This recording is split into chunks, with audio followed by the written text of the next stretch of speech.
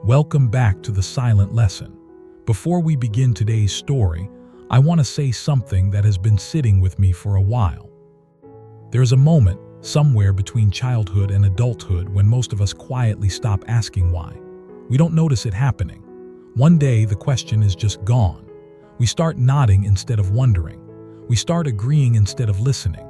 And slowly, without realizing it, we trade the most powerful tool a human being is born with, curiosity, for something much smaller, the comfort of pretending we already know. This is a story about a boy who refused to make that trade, about the gardener who taught him why his questions were the most valuable thing he owned, and about a research study, 2,500 years apart from each other, that both say the same thing. The moment you stop asking why is the moment you start getting old, no matter what your birth certificate says. If a part of you still wants to ask why, even after the world has told you 100 times to stop, this story is for you. Take a breath and listen. There was once a boy named Elan who could not stop asking why. Not because he was clever, not because he was difficult. He asked because the world was, to him, a stranger he wanted to understand. Why does the river always know where to go? Why does the moon follow us home? Why do birds sing in the morning but not at noon? Why do grown-ups laugh when they aren't happy? The adults around him answered at first. Then they stopped. By the time he was 9, his questions were no longer charming. They had become inconvenient. His mother sighed when he opened his mouth. His teacher told him, gently but firmly, that some questions don't have answers, and a good boy learns when to stop. So Elan learned to keep his questions to himself. He carried them around inside his chest, where they kept growing heavier each year, like stones a child cannot put down. One summer, Elan was sent to stay with his grandfather in the countryside. The house was old, the days were slow, and behind it there was a garden tended by a man called Tomas, thin, sun-worn, somewhere past 70, with hands that looked like the roots of the trees he worked among. For the first few days, Elan watched from a distance. Tomas pruned, he watered, he knelt in the dirt, he listened to things Elan could not hear. He never seemed to be in a hurry. He never seemed to be lost. On the 4th morning, Elan walked into the garden and stood next to the old man without saying a word. Tomas looked up. He smiled, not the smile adults give children, but the smile one person gives another when they recognize something familiar. "You have a question," he said. Elan was startled. "How did you know?" "Because you are still standing here." Tomas reached into his pocket and took out a small seed. He placed it in Elan's open palm. "What is this?" he asked. "A seed." "What kind?" Elan hesitated. "I don't know." "Good," Tomas said. "That is where everything begins." He told Elan to plant it. Not anywhere, somewhere the boy could come back to every day. So Elan dug a little hole near the stone wall, dropped the seed in, covered it with soil, and watered it with the small tin can Tomas handed him. For 3 weeks, nothing happened. Every morning, Elan came back. Every morning, the dirt looked the same. He started to suspect Tomas had given him a dead seed as a joke.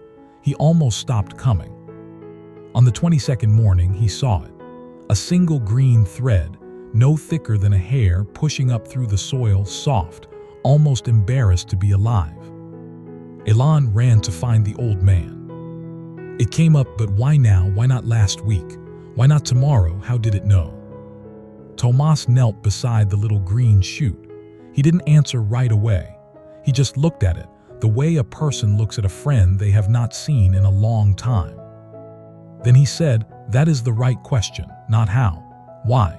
The world rewards the people who ask how. They build things, they fix things, they make money. But the people who ask why, they are the ones who see. And once a person learns to see, they cannot be fooled by anything."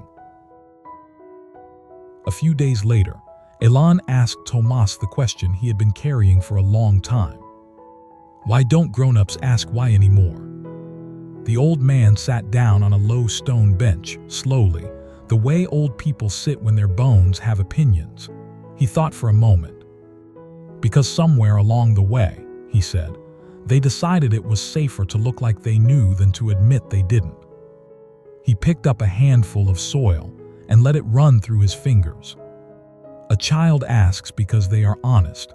They have not yet learned to be afraid of looking small, but adults are terrified of looking small, so they nod, they agree, they repeat what other people have said, they confuse the sound of an answer with the truth of one. Elan was quiet for a long time, then he said, but they don't know either. Tomas smiled. That is the secret almost no one will tell you. Most of the people who seem certain are guessing. They guess louder than you do, that is all. And they have practiced their guessing for so long that they have forgotten it was ever a guess. That evening, Tomas told Elan a story about a man who lived a very long time ago in a city of white marble and bright sun called Athens. His name was Socrates. He had no great house. He owned no land. He walked through the marketplace barefoot, asking questions of anyone who would speak to him, kings, generals, poets, merchants. He asked them about justice. He asked them about love. He asked them about courage. And one by one, the people who thought they had answers discovered they did not. The wisest oracle in all of Greece had once said that Socrates was the wisest man alive. When Socrates heard this, he was confused because, he said, he knew almost nothing. So he went looking for someone wiser than himself, hoping to prove the oracle wrong. He searched everywhere. He found generals who could not define courage, poets who could not explain their own poems, rulers who could not say what made a law just, and slowly he understood what the oracle had meant. I am wiser than these men, Socrates said, in only one thing. They think they know what they do not know. I know that I do not know, and that one small honesty makes me wiser than all of them. Tomas looked at the boy. You are 9 years old, Elan. You already know more than most grown men. Don't lose it. Don't trade it. Don't let anyone convince you that pretending to know is better than honestly asking. 2,500 years after Socrates died, researchers at Harvard and the University of Michigan began studying something strange. They wanted to know, how many questions does a person ask in a single day across a lifetime? What they found surprised them. A 4-year-old child asks on average around 300 questions a day. By the time that child is 10, the number has dropped to less than 100. By the time they are a teenager, it falls under 30. And by middle age, for most people, the daily number drops below 10. Many of those are not even real questions. They are habits. Where are my keys? What time is it? What's for dinner? The researchers were not measuring curiosity exactly. They were measuring something they called the willingness to not know. And what they saw over and over was this. The people who held onto that willingness, who kept asking real questions long past childhood, lived longer, stayed sharper, recovered faster from grief, and reported a deeper sense of meaning in their lives. It was not intelligence that protected them. It was the question, the simple, stubborn, almost childish refusal to pretend. There is something quietly humbling about that finding. We spend so much of our adult lives building a kind of armor out of opinions. We read so we can have a view. We learn so we can have a position. We talk so we can hold our ground. And the older we get, the heavier the armor becomes, until one day we are walking around fully protected and fully unable to be reached by anything new. The question is what cracks the armor. Not a clever question, not a sophisticated one. Just an honest one, asked out loud in our own voice about our own life. Tomas had been telling Elan this his entire 9th summer, without ever using a single one of those words. Years passed. Elan grew up. He left the countryside. He went to school, then to work, then into the slow forgetting that happens to almost everyone. One day in his 30s, he sat in a long meeting at a long table, listening to people he barely respected give him answers he no longer believed. He realized with a quiet kind of shock that he had not asked a real question in years. Not one. He had been nodding for a decade. He thought about the boy he had been. He thought about the seed and the wall and the strange weight of those small stones he used to carry in his chest. He had become so good at pretending to know that he could not remember the last time he had said the words, "I don't know," without shame. And in that long, quiet meeting, with the air conditioning humming and people speaking confidently about things none of them understood, something inside him began to ache in a way he had not allowed himself to feel in years. That night he drove out to the countryside. The house was empty now. Tomas had been gone a long time, but the garden was still there, wilder, softer, more itself than it had ever been. Elan walked to the stone wall. The little plant Tomas had given him was now a tree. Not a tall one, not a famous one, just a tree doing exactly what a tree was supposed to do, asking nothing of anyone. He stood there for a long time. Then, out loud, just to hear the words again, he asked himself the simplest question in the world. Why am I living this way? It was the first honest question he had asked in 10 years, and it changed everything that came after. So here is what this old story is asking of you tonight. Not to become a child again.